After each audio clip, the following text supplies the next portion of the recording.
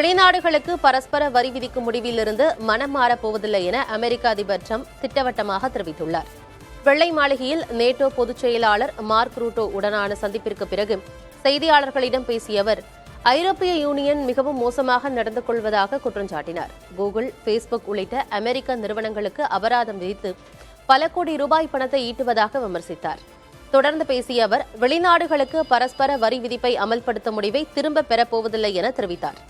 மேலும் அமெரிக்காவின் ஒருங்கிணைந்த பகுதியாக கிரீன்லாந்து மாறுவது உறுதி என குறிப்பிட்ட அவர், இதற்கு நேட்டோ பொதுச் செயலாளர் உதவுவார் என நம்புவதாக தெரிவித்தார்.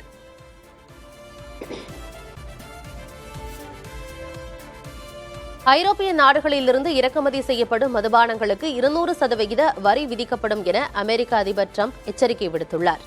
ஸ்டீல் மற்றும் அலுமினியம் பொருட்களுக்கான வரி விதிப்பு வரும் ஏப்ரல் 1ஆம் தேதி முதல் அமல்படுத்தப்பட உள்ள நிலையில் அமெரிக்காவின் விஸ்கி மதுபானத்திற்கு 50% இறக்குமதி வரி விதிக்க ஐரோப்பிய நாடுகள் திட்டமிட்டுள்ளன. இந்நிலையில் அதற்கு பதிலடி கொடுக்கும் விதமாக ஐரோப்பிய நாடுகளின் மதுபானங்களுக்கு 200% வரி விதிக்கப்படும் என அதிபர் டிரம்ப் எச்சரித்துள்ளார்.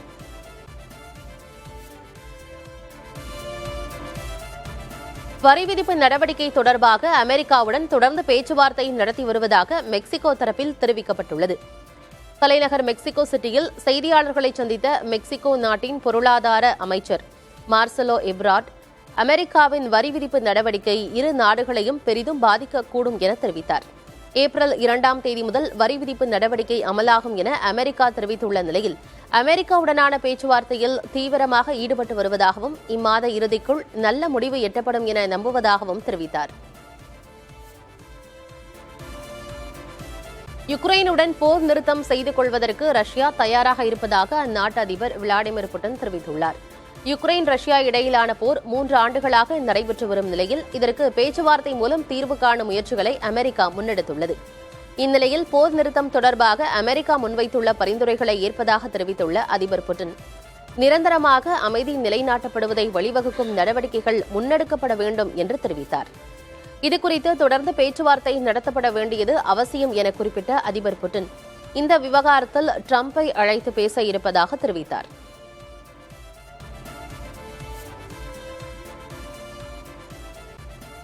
அமெரிக்காவின் வரி விதிப்பு அச்சுறுத்தலுக்கு மத்தியில் கனடாவில் G7 நாடுகளின் வெளியுறவுத்துறை அமைச்சர்களுக்கான மாநாடு நடைபெற்றது.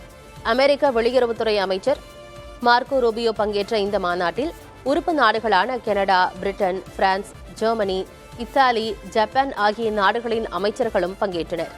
இந்த மாநாட்டில் யுக்ரைன் விவகாரத்தில் அமெரிக்கா முன்னெடுத்துள்ள நடவடிக்கைகள் குறித்து உறுப்பு நாடுகளிடம் அமெரிக்க வெளியுறவுத்துறை அமைச்சர் மார்க்கோ ரூபியோ எடுத்துரைத்துள்ளார். அமெரிக்காவின் வெளியுறவுக் கொள்கை முரணாக இருந்து வரும் நிலையில் மேற்கத்திய நாடுகளின் ஒற்றுமையை பறைசாற்றும் விதமாக இந்த மாநாடு நடைபெற்றுள்ளது.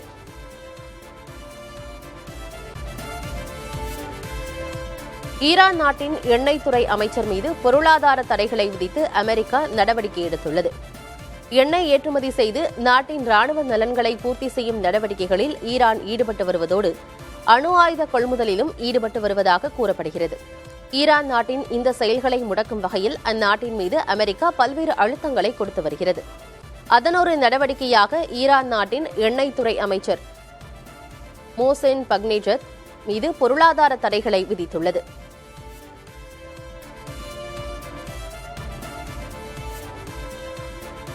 சிரியா தலைநகர் டமாஸ்கஸில் இஸ்ரேல் படைகள் நடத்திய வான்வழி தாக்குதலால் பெரும் பரபரப்பு ஏற்பட்டது. பாலஸ்தீன ஆதரவு பயங்கரவாத அமைப்பான இஸ்லாமிக் ஜிஹாதின் மையமாக செயல்பட்டு வந்த கட்டடத்தை குறிவைத்து இந்த தாக்குதல் நடத்தப்பட்டதாக இஸ்ரேல் ராணுவம் தரப்பில் தெரிவிக்கப்பட்டுள்ளது. இந்த கட்டடத்தில் இருந்தவாறு இஸ்ரேலுக்கு எதிரான திட்டங்களை வகுத்து வந்ததால் இந்த ராணுவ நடவடிக்கைகள் மேற்கொள்ளப்பட்டுள்ளதாக கூறப்படுகிறது. எனினும் தாக்குதலுக்கு உள்ளான கட்டடம் தங்களுக்கு சொந்தமான மையம் கிடையாது என இஸ்லாமிக் ஜிஹாத் அமைப்பு தெரிவித்துள்ளது.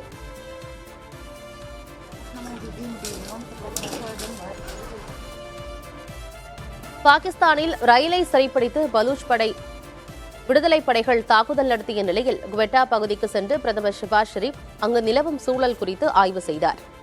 தொடர்ந்து தாக்குதலில் காயமடைந்தவர்களை மருத்துவமனைக்கு நேரில் சென்று நலம் விசாரித்தார். ரயிலை கடத்திய பயங்கரவாதிகள் 33 பேரையும் சுட்டுக் கொன்றுவிட்டதாக பாகிஸ்தான் ராணுவம் தெரிவித்துள்ளது. 21 பயணிகள், பாதுகாப்பு படையினர் 4 பேர் என ஆகியோரை பயங்கரவாதிகள் கொலை செய்துவிட்டதாகவும் தெரிவிக்கப்பட்டது. ரயிலில் சிக்கியிருந்த பயணிகள் அனைவரும் மீட்கப்பட்டு விட்டதாக பாகிஸ்தான் ராணுவம் தெரிவித்திருந்தும் அதை பலூச் விடுதலை படையினர் நிராகரித்துள்ளனர். தங்கள் வசம் இருந்த 50 பேரை கொன்றுவிட்டதாக கூறிய பயங்கரவாதிகள் தங்கள் பிடியில் பிணை கைதிகள் தொடர்ந்து இருந்து வருவதாகவும் தெரிவித்துள்ளனர். இரு தரப்பினரும் முன்னுக்கு பின் முரணாக அறிக்கை வெளியிட்டிருக்கும் நிலையில் குவெட்டா பகுதிக்கு பிரதமர் ஷெபாஸ் ஷெரீப் பயணம் மேற்கொண்டுள்ளார்.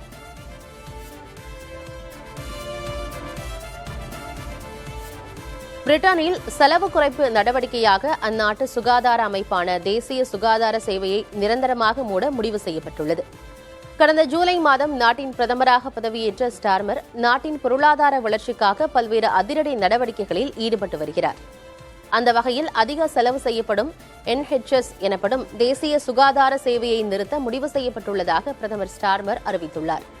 இந்த சீர்திருத்த நடவடிக்கையை எளிதில் எடுக்க முடியவில்லை என்றாலும் இதை செய்தால் பல கோடி ரூபாயை சேமிக்க முடியும் என தெரிவித்துள்ளார்.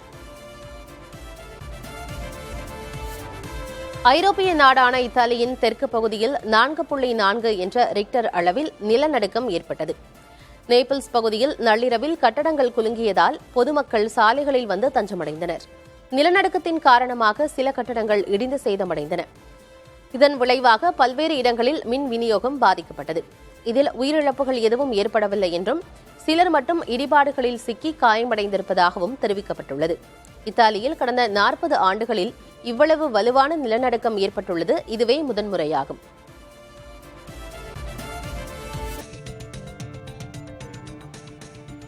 மொரீஷியஸிற்கு சென்ற பிரதமர் நரேந்திர மோடி பீகார் சட்டமன்ற தேர்தலுக்கான பிரச்சாரத்தை அங்கேயே தொடங்கிவிட்டதாக அரசியல் வல்லுநர்கள் கருதுகின்றனர். குட்டி பீகார் என அழைக்கப்படும் மொரீஷியஸிற்கு சென்ற பிரதமர் மோடி அங்கு அந்நாட்டு பிரதமரை சந்தித்த போது அவருக்கு பீகாரில் உற்பத்தியாகும் மக்கானா எனப்படும் தாமரை விதைகளை அன்பளிப்பாக வழங்கினார். அதோடு அங்கு நடைபெற்ற நிகழ்ச்சியில் கலந்து கொண்டு உரையாற்றிய பிரதமர் போஜ்புரி மொழியில் பேசியது அனைவரின் கவனத்தையும் ஈர்த்தது. மொரீஷியஸில் உள்ள ஒட்டுமொத்த மக்கள் தொகையில் 70% பேர் இந்திய வம்சாவளிகளாக உள்ளனர். இதில் 50%க்கும் மேற்பட்டோர் போஜ்புரியை நன்கு அறிந்தவர்கள் என்பது குறிப்பிடத்தக்கது.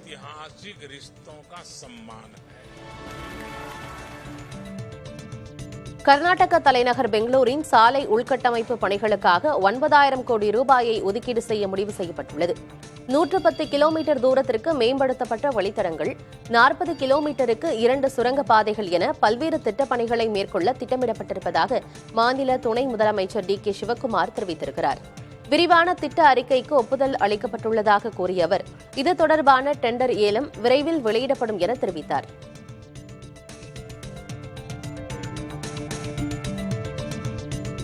டெல்லியில் பிரிட்டன் நாட்டு பெண் பாலியல் வன்கொடுமை செய்யப்பட்ட வழக்கில் 2 பேர் கைது செய்யப்பட்டுள்ளனர்.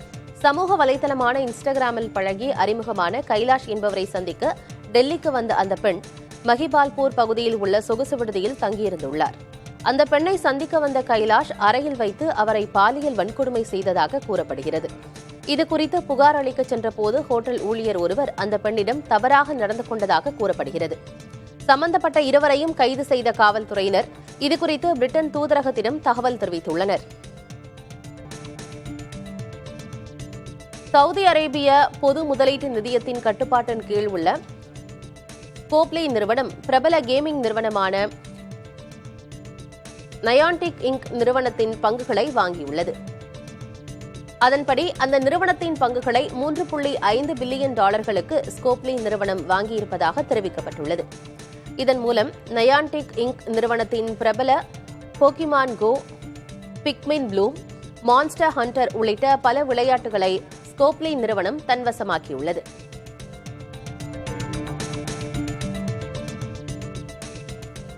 புற்றுநோயால் பாதிக்கப்பட்டுள்ள பிரபல தற்காப்பு கலை பயிற்சியாளர் ஷிஹான் பவன் கல்யாண் மற்றும் விஜயிடம் ஒரு வேண்டுகோள் வைத்துள்ளார்.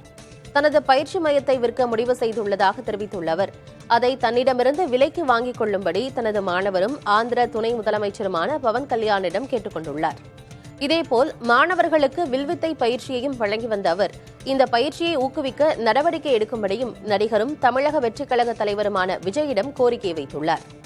தமிழகத்தில் வீட்டிற்கு ஒருவர் வில்வித்தை பயிற்சி மேற்கொள்ளும் அளவுக்கு ஆர்வத்தை ஏற்படுத்த முயற்சிகளை எடுக்க வேண்டும் எனவும் அவர் வலியுறுத்தினார்.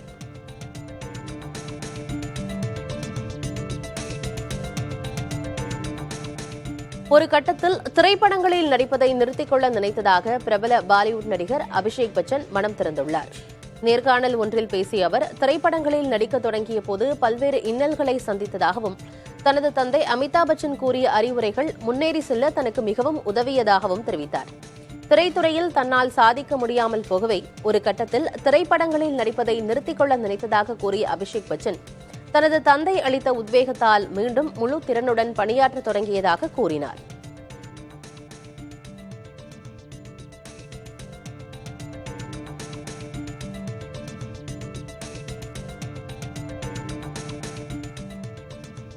சாம்பியன்ஸ் டிராபியை இந்தியா நேர்மையாகவும் நியாயமாகவும் வென்றுள்ளதாக ஆஸ்திரேலிய வேகப்பந்து வீச்சாளர் மிச்சல் ஸ்டார்க் கூறியுள்ளார். சாம்பியன்ஸ் டிராபி தொடரில் மற்ற அணிகளை விட இந்தியா சிறந்த அணியாக இருந்ததாகவும், நீண்ட காலமாக அனைத்து வடிவ போட்டிகளிலும் சிறப்பாக விளையாடி வருவதாகவும் அவர் கூறியுள்ளார். ஒரே மைதானத்தில் விளையாடியது இந்தியாவிற்கு சாதகமாக இருந்தது என்ற விமர்சனங்கள் குறித்தும் ஸ்டார்க் கருத்து தெரிவித்துள்ளார். இதுகுறித்து பேசிய அவர், இந்திய வீரர்கள் ஐபிஎல் மட்டுமே விளையாடுவதாகவும் வேறு லீக் தொடர்களில் விளையாடுவதில்லை என்றும் சுட்டிக்காட்டியுள்ளார். பல்வேறு லீக்குகளில் விளையாடும் வீரர்களுக்கு உலகம் முழுவதிலும் உள்ள மைதானங்கள் குறித்து தெரியும் என்பதால் ஒரே மைதானத்தில் விளையாடியது இந்தியாவிற்கு சாதகம் என தன்னால் உறுதியாக கருத முடியாது என ஸ்டார்க் கூறியுள்ளார். டாஸ்மாக் நிறுவனம் மற்றும் மதுபான ஆலைகளில் நடத்தப்பட்ட சோதனையில் 1000 கோடி ரூபாய்க்கு மேல் முறைகேடு நடந்திருப்பது கண்டறியப்பட்டுள்ளதாக அமலாக்கத்துறை தெரிவித்துள்ளது. டாஸ்மாக் நிறுவனம் மற்றும் மது கொள்முதல் செய்யும் ஆலைகள், மது விற்பனை நிறுவனங்கள் என 25க்கும் மேற்பட்ட இடங்களில் அமலாக்கத்துறை அதிகாரிகள் கடந்த 6ஆம் தேதி சோதனை செய்தனர். இது தொடர்பான அறிக்கையை அமலாக்கத்துறை வெளியிட்டுள்ளது. இதில் போக்குவரத்து டெண்டர், பார் டெண்டர் உள்ளிட்டவை டாஸ்மாக் மற்றும் மதுபான நிறுவனங்களுக்கு நெருக்கமானவர்களுக்கு விடப்பட்டது தெரியவந்ததாக குறிப்பிடப்பட்டுள்ளது. டாஸ்மாக் கடைகளில் ஒரு பாட்டிலுக்கு 10 முதல் 30 ரூபாய் வரை கூடுதல் கட்டணம் வசூலிக்கப்பட்டதும், பான், ஜிஎஸ்டி என உரிய ஆவணங்கள் இல்லாதவர்களுக்கு போக்குவரத்து மற்றும் பார் டெண்டர்கள் வழங்கப்பட்டதும் கண்டறியப்பட்டுள்ளதாக அமலாக்கத்துறை தெரிவித்துள்ளது. ஒப்பந்தம் வழங்குவது தொடர்பாக மதுபான நிறுவனங்களின் அதிகாரிகள் மற்றும் டாஸ்மாக் உயர் அதிகாரிகளிடையே நேரடி பேச்சுவார்த்தைகள் நடந்ததற்கான ஆதாரங்கள் கிடைத்திருப்பதாகவும் கூறியுள்ள அமலாக்கத்துறை, எஸ்என்ஜே, கால்ஸ், அக்கார்ட், எஸ்ஏஐஎஃப்எல், சிவா மதுபான நிறுவனங்கள், தேவி பாட்டில்ஸ், கிறிஸ்டல் பாட்டில்ஸ் மற்றும் ஜிஎல்ஆர் கோல்டிங் ஆகிய நிறுவனங்களில் நிதி மோசடி நடந்திருப்பது கண்டறியப்பட்டுள்ளதாகவும் அறிக்கையில் குறிப்பிடப்பட்டுள்ளது. மதுபான நிறுவனங்கள் திட்டமிட்ட செலவுகளை உயர்த்தியும் போலியாக கொள்முதல் செய்ததாகவும் காட்டி 1000 கோடி ரூபாய் வரை முறைகேடு செய்துள்ளதாகவும் அமலாக்கத்துறை அறிக்கை வெளியிட்டுள்ளது.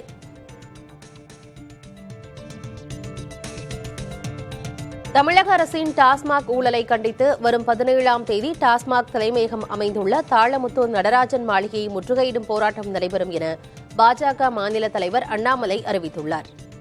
தொடர்ந்து ஒவ்வொரு டாஸ்மாகையும் முற்றுகையிடப் போவதாகவும் கூறியுள்ளார். இது தொடர்பாக சமூக வலைதளங்களில் வீடியோ வெளியிட்டுள்ள அவர், இந்த ஊழல் விவகாரத்தை திசை திருப்பவே ரூபாய் குறியீடு உள்ளிட்ட பிரச்சினைகளை திமுக அரசு கையில் எடுத்ததாகவும் குற்றம் சாட்டியுள்ளார். டெல்லி, சத்தீஸ்கரில் நடந்ததை விட தமிழ்நாட்டில் நடைபெற்ற டாஸ்மாக் ஊழல் மிகப்பெரியது என கூறியுள்ள அண்ணாமலை, செந்தில் பாலாஜி அமைச்சர் பதவியிலிருந்து விலக வேண்டும் எனவும், முதல்வரை பதவி விலக வேண்டிய விவகாரம் இது எனவும் தெரிவித்துள்ளார்.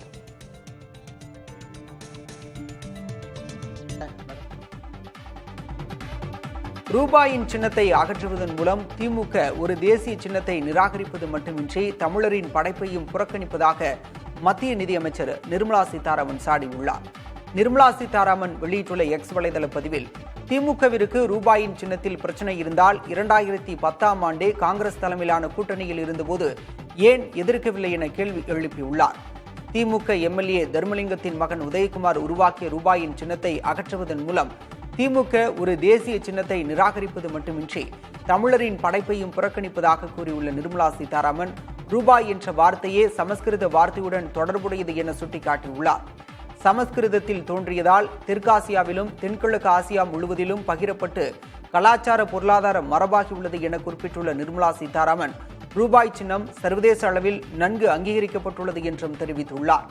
யுபிஐ பயன்பாட்டை எல்லை தாண்டிய பண பரிமாற்றங்கள் மேற்கொள்ள இந்தியா அழுத்தம் கொடுக்கும் நேரத்தில் நாம் நமது தேசிய நாணய சின்னத்தை குறை மதிப்பிற்கு உட்படுத்த வேண்டுமா என கேள்வி எழுப்பியுள்ள நிர்மலா சீதாராமன், மாநில பட்ஜெட் ஆவணங்களில் ரூபாய் சின்னத்தை நீக்குவது தேச ஒருமைப்பாட்டிற்கு எதிரானது என்றும் சாடியுள்ளார். குறியீட்டுவாதம் மட்டுமல்ல, இந்திய ஒற்றுமையை பலவீனப்படுத்த பிராந்திய பெருமை என்ற போர்வையில் பிரிவினைவாத உணர்வை பரப்பும் ஆபத்தான மனநிலையை காட்டுகிறது என்றும் நிர்மலா சீதாராமன் கடுமையாக விமர்சித்துள்ளார்.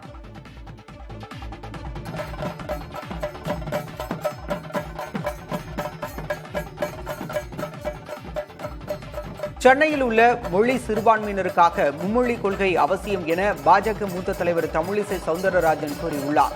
மீனம்பாக்கத்தில் ஆற்றுக்கால் பகவதி அம்மன் பொங்கல் விழாவில் தமிழிசை சவுந்தரராஜன் பங்கேற்றார். பின்னர் செய்தியாளர்களை சந்தித்த அவர் 34 அமைச்சர்களின் பிள்ளைகள் படிக்கும் மொழிகளை தமிழகத்தில் உள்ள அனைத்து மாணவர்களும் படிக்க வேண்டும் என்பதே தங்கள் எண்ணம் என கூறினார்.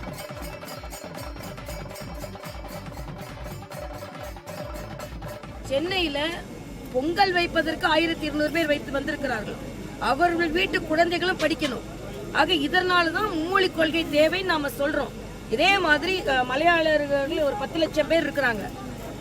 45-55 லட்சம் பேர் தெலுங்கு மக்கள் இருக்கிறார்கள். ஆக மூன்றாவது ஒரு சகோதர மொழியை கற்றுக்கொள்ளுங்கள் என்று இன்னைக்கு பாத்தீங்கன்னா இவர்கள் எல்லோரும் வந்து பொங்கல் வைத்து நமக்கு தான் கொடுக்கறாங்க. இந்த ஆற்றுக்கால் பகவதியின் அருள் தமிழகத்திற்கு கிடைக்க வேண்டும் என்று தமிழ் மக்களுக்காக அவர்கள் பிரார்த்திக்கிறார்கள். ஆக இந்த தேசிய ஒற்றுமையை நீங்கள் ஏன் குலைக்கிறீர்கள் என்று தான் நாங்கள் கேட்கிறோம். மூன்றாவது மொழியை படிக்க பெரும்பான்மையான மக்கள் விரும்புவதாக அமமுக பொதுச் செயலாளர் டிடிவி தினகரன் தெரிவித்துள்ளார். அமமுக நிர்வாகிகள் ஆலோசனைக் கூட்டம் தஞ்சையில் நடைபெற்றது. இந்நிகழ்ச்சியில் பங்கேற்ற பின்பு செய்தியாளர்களிடம் பேசிய அவர் காலத்திற்கு ஏற்ப மும்மொழி கற்க வேண்டும் என்று அண்ணா பேசியதாக கூறினார். இந்தியாவிற்குள் ஒரு மொழி இணைப்பு மொழியாக இருப்பதில் என்ன தவறு என்றும் தினகரன் கேள்வி எழுப்பினார்.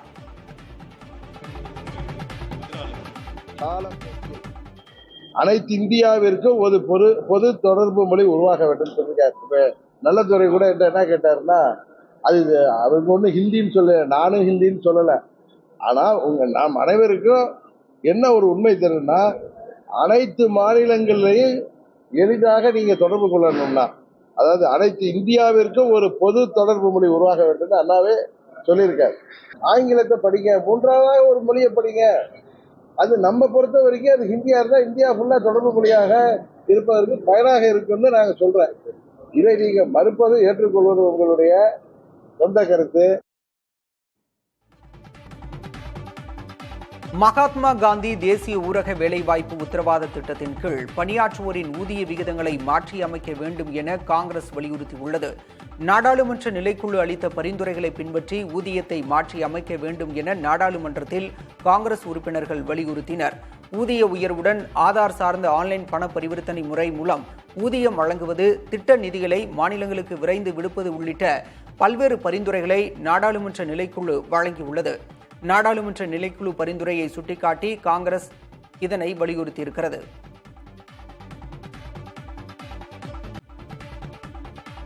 திண்டுக்கல் அருகே சுங்கச்சாவடியை உடைத்த மக்களை பாமக நிறுவனர் ராமதாஸ் பாராட்டியுள்ளார். திண்டிவனம் அருகே தைலாபுரம் இல்லத்தில் செய்தியாளர்களிடம் பேசிய அவர் தொகுதி மறுசீரமைப்பு குறித்த ஆலோசனைக் கூட்டத்திற்கு கர்நாடக முதல்வரை தமிழக அரசு அழைத்திருப்பது டெல்டா விவசாயிகளுக்கு செய்யும் துரோகம் என்றார்.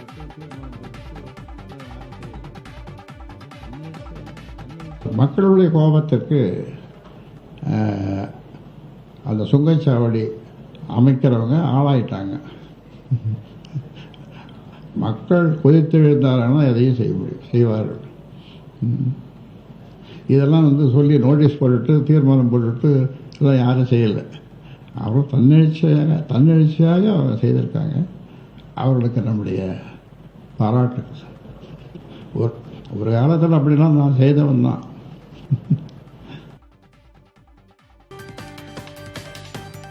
டெல்லி உள்ளிட்ட மாநிலங்களைப் போல மதுபான ஊழல் என வீண் பழி சுமத்தினாலும் திமுக ஆட்சி சிக்காது என அமைச்சர் ரகுபதி கூறியுள்ளார். புதுக்கோட்டையில் செய்தியாளர்களை சந்தித்த அமைச்சர் ரகுபதி எதிர்க்கட்சித் தலைவர் விவாதத்திற்கு அழைத்தால் தானே விவாத மேடைக்கு சென்று விளக்கமளிக்க தயாராக உள்ளதாகவும் கூறினார். எதிர்க்கட்சிகள் ஆளுகிற மாநிலங்களை நசுக்குவதற்கு ஒன்றிய அரசு கையாண்டு வருகிற நடவடிக்கைகள் இது ஒன்று.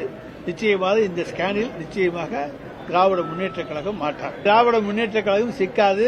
அவர்கள் டெல்லியைப் போலவோ மற்ற மாநிலங்களைப் போலவோ எங்கள் மீதும் அபாண்டமாக பலி சுமத்தி இந்த ஆட்சிக்கு ஏதாவது தொந்தரவு கொடுக்க முடியுமா என்கின்ற நடவடிக்கைகள் எடுத்தார்களே ஆனால் அதை தைரியத்தோடு துணிச்சலோடு சந்திக்க இந்த ஆற்றலும் சக்தியும் எங்களுக்கு உண்டு.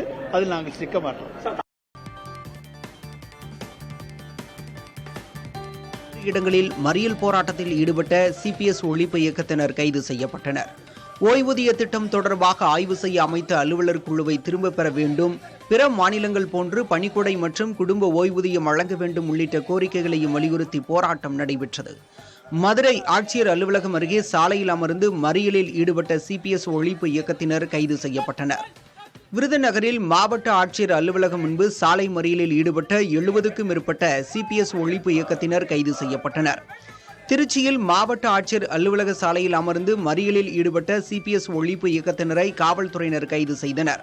இதேபோல நாகை மற்றும் உளுந்தூர்பேட்டையில் மறியல் போராட்டத்தில் ஈடுபட்ட சிபிஎஸ் ஒழிப்பு இயக்கத்தினர் கைது செய்யப்பட்டனர். ஸ்ரீவைகுண்டம் அருகே பள்ளி மாணவன் தாக்கப்பட்ட விவகாரத்தை விசாரிக்கும் அதிகாரிகள் மாற்றப்பட வேண்டும் என விடுதலை சிறுத்தைகள் கட்சியின் தலைவர் திருமாவளவன் வலியுறுத்தியுள்ளார். ஸ்ரீவைகுண்டம் அருகே கொலைவெறி தாக்குதலுக்குள்ளான பள்ளி மாணவன் நெல்லை அரசு மருத்துவக் கல்லூரி மருத்துவமனையில் சிகிச்சை பெற்று வருகிறார். அவரது உடல்நிலை குறித்து திருமாவளவன் நேரில் கேட்டறிந்தார். மாணவனின் குடும்பத்தினருக்கு விசிக சார்பில் 2 லட்சம் ரூபாய் நிவாரணம் வழங்கினார். பிறகு செய்தியாளர்களை சந்தித்த அவர் மாணவனின் கல்வி செலவை அரசே ஏற்க வேண்டும் என வலியுறுத்தினார். காதல் விவகாரத்தின் பின்னணியில் தான் இவன் தாக்கப்பட்டான் என்று காவல்துறையை சார்ந்தவர்களே, புலனாய்வு செய்யக்கூடிய அதிகாரிகளே ஆதாரம் இல்லாமல் எடுத்த எடுப்பிலேயே அப்படி ஒரு வதந்தியை பரப்பியிருக்கிறார்கள். அதன் நோக்கம் என்னவென்று புரியவில்லை. யாரை காப்பாற்ற முயற்சிக்கிறார்கள் என்று விளங்கவில்லை. இப்படிப்பட்ட அதிகாரிகளை கொண்டு இந்த புலனாய்வை செய்தால் பாதிக்கப்பட்ட குடும்பத்தினருக்கு நீதி கிடைக்காது. எனவே இந்த வழக்கை விசாரிக்கக்கூடிய காவல்துறை அதிகாரிகள்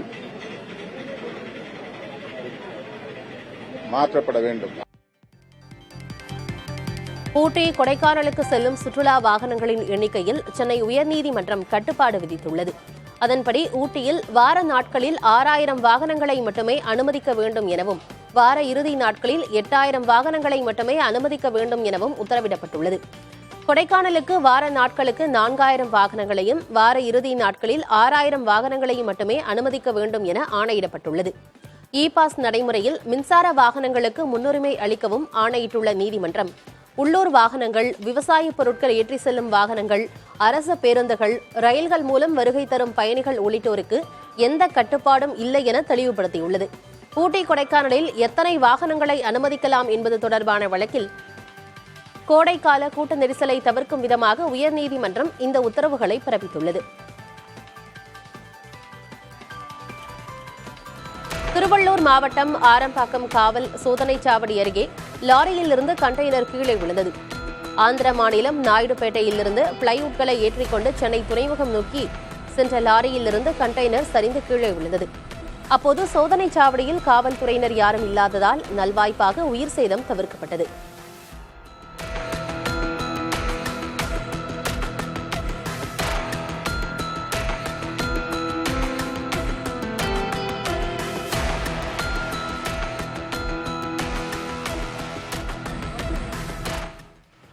பாளையங்கோட்டையில் விளம்பர பலகையை அகற்ற சென்றவர்கள் மீது மின்சாரம் பாய்ந்ததில் ஒருவர் உயிரிழந்தார். கங்கை கொண்டான் பகுதியைச் சேர்ந்த பேச்சுமுத்து, சதீஷ்குமார் ஆகிய இருவரும் விளம்பர பதாகைகளை அகற்றிவிட்டு புதிய பதாகை வைக்கும் பணிக்காக சென்றனர். ரயில்வே கிராசிங் அருகே நடைபெற்ற பணியின் போது மின்சாரம் தாக்கியதில் இருவரும் தூக்கி வீசப்பட்டனர். மருத்துவமனைக்கு கொண்டு செல்லும் வழியிலேயே பேச்சுமுத்து உயிரிழந்த நிலையில் சதீஷ்குமாருக்கு தீவிர சிகிச்சை அளிக்கப்பட்டு வருகிறது. கோவை மாவட்டம் மேட்டுப்பாளையம் அருகே காரமடையில் அரங்கநாதர் கோயில் மாசிமக திருத்தேர் திருவிழாவையொட்டி பந்த சேவை நடைபெற்றது. இதையொட்டி வெள்ளி சப்பரத்தில் ஸ்ரீதேவி பூதேவியுடன் அரங்கநாத பெருமாள் எழுந்தருளி கோயிலின் 4 ரத வீதிகள் வழியாக உலா வந்தார். இதைத் தொடர்ந்து பந்த சேவை தூக்கும் பக்தர்கள் பல கிலோ எடை கொண்ட மிகப்பெரிய தீப்பந்தங்களை தோளில் சுமந்தபடி 4 ரத வீதிகளின் வழியாக நடனமாடியபடியே வலம் வந்தனர். கோயிலை சுற்றியுள்ள கிராமங்களிலிருந்து ஏராளமான பக்தர்களும் தீப்பந்தம் ஏந்தியபடி நடனமாடி வந்து அரங்கநாத பெருமாளுக்கு நேர்த்திக்கடனை செலுத்தி தரிசனம் செய்தனர்.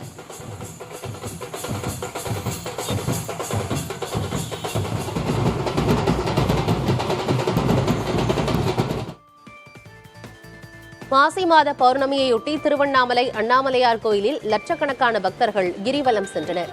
கோயில் முன்பாக உள்ள 16 கால் மண்டபத்தின் அருகே பக்தர்கள் கற்பூரமேற்றி சங்குலி முழங்க கிரிவலத்தை தொடங்கினர்.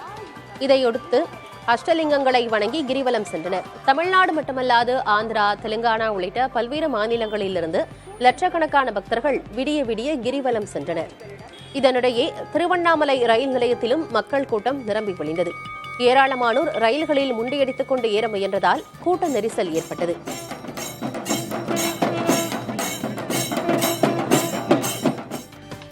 ஒரு கட்டத்தில் திரைப்படங்களில் நடிப்பதை நிறுத்திக் கொள்ள நினைத்ததாக பிரபல பாலிவுட் நடிகர் அபிஷேக் பச்சன் மனம் திறந்துள்ளார். நேர்காணல் ஒன்றில் பேசிய அவர், திரைப்படங்களில் நடிக்க தொடங்கிய போது பல்வேறு இன்னல்களை சந்தித்ததாகவும், தனது தந்தை அமிதாப் பச்சன் கூறிய அறிவுரைகள் முன்னேறி செல்ல தனக்கு மிகவும் உதவியதாகவும் தெரிவித்தார். திரைத்துறையில் தன்னால் சாதிக்க முடியாமல் போகவே ஒரு கட்டத்தில் திரைப்படங்களில் நடிப்பதை நிறுத்திக் கொள்ள நினைத்ததாக கூறிய அபிஷேக் பச்சன், தனது தந்தை அளித்த உத்வேகத்தால் மீண்டும் முழு திறனுடன் பணியாற்ற தொடங்கியதாக கூறினார். IPL கிரிக்கெட் தொடருக்கான பயிற்சிக்காக சென்னைக்கு நட்சத்திர வீரர் மகேந்திர சிங் தோனி வருகை தந்துள்ளார். நடப்பாண்டுக்கான IPL தொடர் வரும் 22ஆம் தேதி தொடங்குகிறது. தொடர் தொடங்கியதன் 2ஆம் நாளில் சென்னை சூப்பர் கிங்ஸ் மற்றும் மும்பை இந்தியன்ஸ் அணிகள் பலப்பரீட்சை நடத்துகின்றன.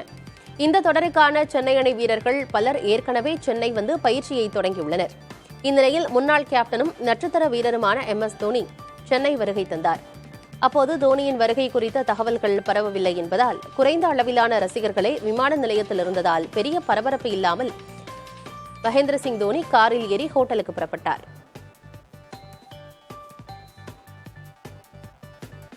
அமெரிக்காவில் பாலஸ்தீனத்திற்கு ஆதரவான இயக்கத்தை நடத்தி வந்த மாணவர் கைது செய்யப்பட்டதற்கு கடும் எதிர்ப்பு எழுந்துள்ளது.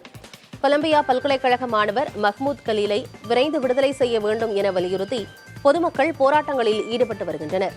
நியூயார்க்கில் உள்ள அதிபர் டிரம்பிற்கு சொந்தமான டிரம்ப் டவர் அருகே கூடி ஏராளமானோர் இந்த ஆர்ப்பாட்டத்தில் ஈடுபட்டனர். தொடர்ந்து கண்டன கோஷங்களை எழுப்பிய சிலரை காவல்துறையினர் கைது செய்து அழைத்துச் சென்றதால் பரபரப்பு ஏற்பட்டது.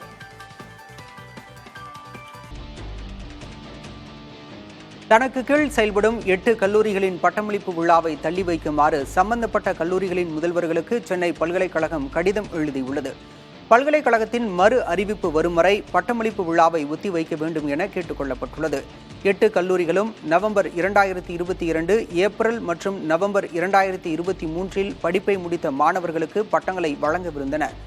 இந்த விவகாரம் தொடர்பாக புதிய தலைமுறைக்கு விளக்கமளித்துள்ள சென்னை பல்கலைக்கழகம், ஒப்பந்த குளறுபடி மற்றும் நிதி பிரச்சினை காரணமாக மாணவர்களுக்கான பட்டமளிப்பு சான்றிதழ்கள் இன்னும் தயாராகவில்லை என கூறியுள்ளது.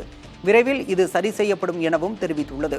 இதனிடையே துணைவேந்தர் இல்லாததே இதுபோன்ற குளறுபடிகள் ஏற்படுவதாக குற்றம் சாட்டும் கல்வியாளர்கள் பல்கலைக்கழகத்திற்கு உடனடியாக துணைவேந்தரை நியமனம் செய்ய வேண்டும் என வலியுறுத்தியுள்ளனர்.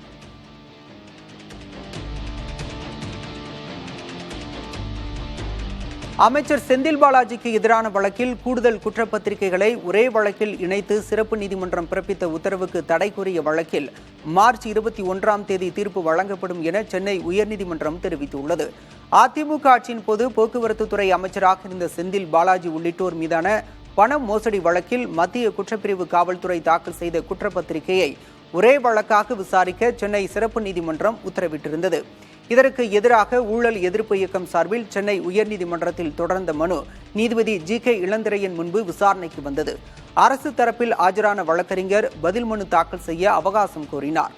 இதற்கு மனுதாரர் தரப்பில் எதிர்ப்பு தெரிவிக்கப்பட்டது. இரு தரப்பு வாதங்களையும் கேட்ட நீதிபதி இந்த மனு மீது பதிலளிக்க காவல்துறைக்கு உத்தரவிட்டதோடு 21ஆம் தேதிக்கு ஒத்திவைத்தார். அன்றைய தினம் வழக்கில் தீர்ப்பு வழங்கப்படும் என்றும் நீதிபதி அறிவித்தார். சிம்பனி இசையை அரங்கேற்றிவிட்டு நாடு திரும்பிய இளையராஜாவிற்கு டெல்லியில் மத்திய அரசு வரவேற்பு அளித்திருக்க வேண்டும் எனவும் அவர்களுக்கு அந்த அளவிற்கு ஞானம் இல்லை எனவும் மதிமுக பொதுச் செயலாளர் வைகோ கூறியுள்ளார். இளையராஜாவை அவரது இல்லத்தில் சந்தித்த வைகோ சிம்பனி அரங்கேற்றியதற்காக வாழ்த்து தெரிவித்தார். பின்னர் செய்தியாளர்களை சந்தித்த அவர் தமிழ் மொழிக்கும் தமிழ் இனத்திற்கும் இளையராஜா பெருமை சேர்த்துள்ளதாகவும் கூறினார். மதுரை மாநகராட்சிக்குட்பட்ட மாட்டுத்தாவணி பேருந்து நிலையம், உலகநேரி, சென்னை உயர்நீதிமன்றம் மதுரை கிளை உள்ளிட்ட பகுதிகளில் குப்பைகளை கொட்டினால் 1 லட்சம் ரூபாய் அபராதம் விதிக்கப்படும் என மாநகராட்சி நிர்வாகம் எச்சரிக்கை விடுத்துள்ளது. தொடர்ச்சியாக குப்பை கொட்டுவோர் எச்சரிக்கை அறிவிப்பு விடுத்த 24 மணி நேரத்திற்குள் அவற்றை அகற்றாவிட்டால் அபராதத்துடன் சட்டப்பூர்வ நடவடிக்கை எடுக்கப்படும் எனவும் மாநகராட்சி நிர்வாகம் கூறியுள்ளது. மதுரை மாநகரம் குப்பை மாநகரம் என உயர்நீதிமன்ற மதுரை கிளை விமர்சித்திருந்த நிலையில் இந்த எச்சரிக்கை விடுக்கப்பட்டுள்ளது. விருத்தாச்சலம் அருகே கம்மாபுரம் பகுதியில் மனித கழிவுகளை சுத்திகரிக்கும் ஆலை அமைக்க எதிர்ப்பு தெரிவித்து கிராம மக்கள் சாலை மறியலில் ஈடுபட்டனர். குடியிருப்பு பகுதிகளில் இந்த திட்டத்தை செயல்படுத்த அனுமதிக்க மாட்டோம் என கூறிய மக்கள் விருத்தாச்சலம் சிதம்பரம் சாலையில் மறியலில் ஈடுபட்டனர்.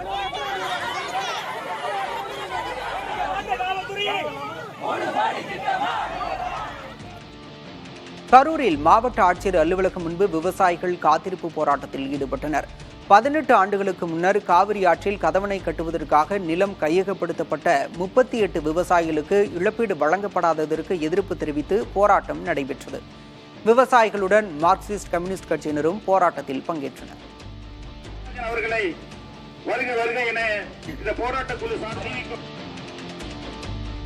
தஞ்சாவூர் பெரிய கோயிலில் தென் கைலாய பௌர்ணமி கிரிவலம் நடைபெற்றது. மாசி மாத பௌர்ணமியை முன்னிட்டு பெரிய கோயிலில் விநாயகப் பெருமானுக்கு தீபாராதனை காண்பிக்கப்பட்டு தென் கைலாய பௌர்ணமி கிரிவலம் தொடங்கியதை அடுத்து ஏராளமான பக்தர்கள் கோயிலில் வலம் வந்து சுவாமி தரிசனம் செய்தனர்.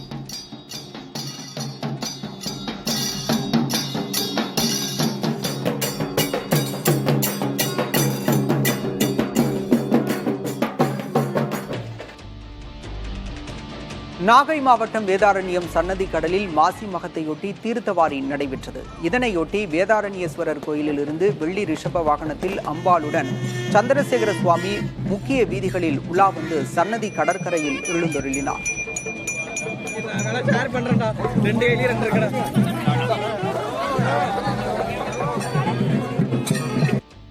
கடலூர் அருகே கச்சா எண்ணெய் ஏற்றி வந்த லாரி விபத்துக்குள்ளாகி தீப்பிடித்ததில் 3 பேருக்கு தீக்காயம் ஏற்பட்டுள்ளது. கடலூர் சிதம்பரம் சாலையில் சுத்துக்குளம் பகுதியில் கச்சா எண்ணெய் ஏற்றிக்கொண்டு வந்த லாரி சாலையோரம் நின்றிருந்த மீன் லாரி மீது மோதி அருகில் இருந்த கடையிலும் மோதியது. இதில் லாரி ஓட்டுநருக்கும் கடையில் இருந்த இருவருக்கும் தீக்காயம் ஏற்பட்டுள்ளது.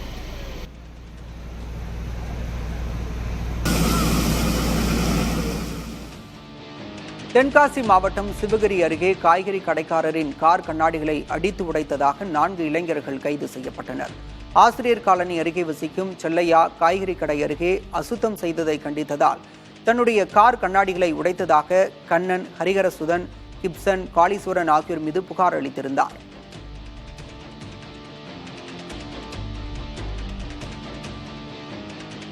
திண்டுக்கல் குமுளி சாலையில் உள்ள பித்தளைப்பட்டி அருகே மேம்பாலம் மற்றும் 4 வழிச்சாலை அமைக்க வலியுறுத்தி ஆட்சியர் அலுவலகம் முற்றுகையிடப்பட்டது. கடந்த 10 ஆண்டுகளாக கோரிக்கை விடுத்த நிலையில் பரிசீலிக்கப்படாததால் பொதுமக்கள் தர்ணாவில் ஈடுபட்டனர்.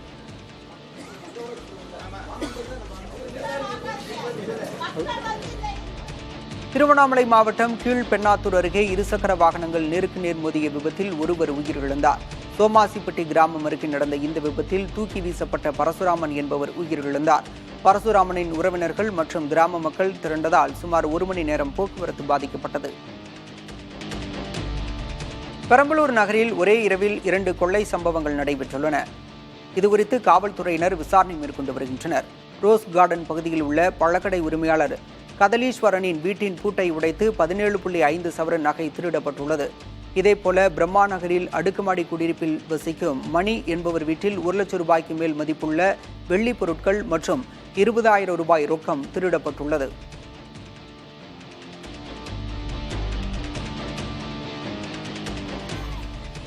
குழந்தைகளை அரசு பள்ளியில் சேர்க்க வலியுறுத்தி வாணியம்பாடியில் விழிப்புணர்வு ஊர்வலம் நடைபெற்றது. தனியார் பள்ளிகளுக்கு நிகராக அரசு பள்ளிகளில் செயல்படுத்தப்பட்டு வரும் திட்டங்கள் குறித்து பொதுமக்களுக்கு துண்டு பிரசுரங்கள் விநியோகிக்கப்பட்டன.